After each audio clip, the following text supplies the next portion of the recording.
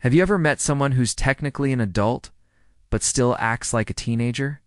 You know the type, constantly focused on themselves, always needing to prove they're a big deal, and seemingly blind to how their actions affect others. It's easy to label that behavior as malicious, but often it's not about being a bad person. It's a sign of immaturity that never quite had the chance to grow up. Think back to childhood. Most kids go through a phase where the entire universe revolves around them. It's my toy, my turn, me, me, me.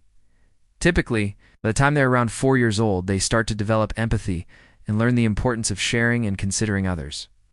But what happens when that lesson doesn't stick?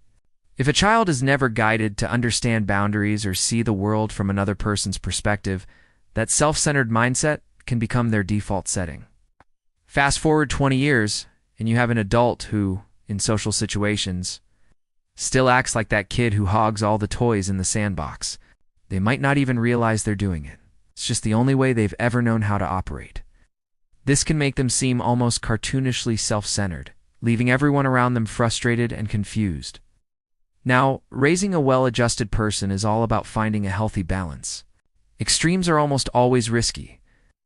On one end, you have the child who never breaks a single rule, is perfectly obedient, and always aims to please. While that might seem ideal, it can lead to an adult who is anxious, overly dependent on others for approval, and struggles to make their own decisions. On the other end, you have the child who constantly rebels, defies all authority, and refuses to follow any rules. This path can lead to significant trouble later in life, as they may struggle to respect social structures, laws, or the rights of others. The sweet spot is in the middle. A teenager who tests boundaries a little, makes some mistakes, but learns from them, and ultimately respects the line, is far more likely to develop into a responsible and resilient adult. They learn cause and effect, they understand consequences, and they build a strong moral compass based on real-world experience, not just rigid rules. So how does this tie back to those grown-ups acting like teenagers? For some adults, that adolescent me-first phase never really ended. This is where you see behaviors that we might label as narcissistic. It's the person who constantly boasts about their accomplishments, relentlessly chases status symbols, or completely dismisses the feelings and needs of their friends and family. They're still operating from a place of insecurity, trying to prove their worth to the world.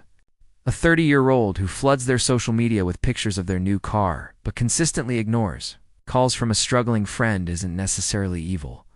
They're just stuck acting like a teenager who's still trying to figure out who they are and desperately seeking validation from the outside world. It's prolonged immaturity, not a calculated plan to hurt people. The good news is that most people do eventually grow out of this. True maturity often blossoms in our mid to late 20s. This is when the brain's prefrontal cortex, responsible for decision-making and impulse control, fully develops. People start to take on real responsibilities, careers, long-term relationships, maybe even families. They learn empathy, develop leadership skills, and discover that true confidence doesn't come from showing off, but from being reliable and supportive. That same spark and drive they once used to promote themselves can now be redirected to help others. The former show-off might start mentoring junior colleagues. The person who always needed to be the center of attention becomes a great listener. And the rebellious teen becomes a passionate advocate for a cause they believe in. It's the same energy, just channeled in a more mature and fulfilling way. So, the next time you encounter someone whose behavior seems bafflingly self-centered, try to remember this. Often, what looks like narcissism or even malice is simply a case of arrested development.